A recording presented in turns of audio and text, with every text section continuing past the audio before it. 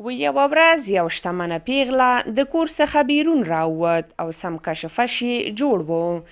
خلکو جمپر پټو هر څه یې لرل او غوښتل یې په بازار کې لوړ ارزښته څیزونه واخلي. نو بازار ته په نږدې کېدو سره یې یو بیچاره غریب بوډا ولید چې د یخنۍ له لاسه ریږدي او په سړه هوا کې ناست دی. شتمنې پیغلې له بوډا وپوښتل ساړه دې نه کیږي چې بیرون ناست او ګرم کالي ولې نه اغوندي؟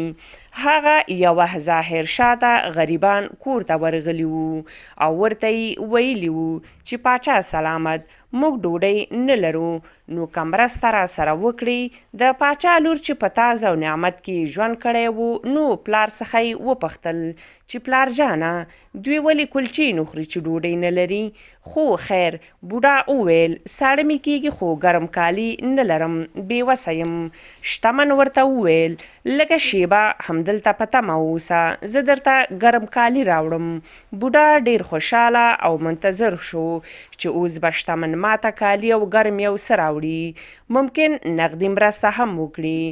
شتمنه پیغله کور ته لاړه خو په کوم کار کې مصروفه شوه او بوډا یې له یاده ووت. سهار چې پاڅېد پام یې شو چې بوډا سره یې د ګرمو کالو ژمنه کړې وه او هغه په دې سړه هوا کې بیرون منتظر و.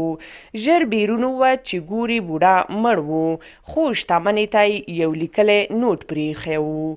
هغه وخت چې مې ګرم کالي نه لرل، د یخنۍ مقابل کې مې کلک هوډ او مقاومت کولی شو، ځکه بله چاره نه وه. خو چې کله تا واده وکړه زه ستا د وعدې په تمه شوم او مقاومت مې ختم شو.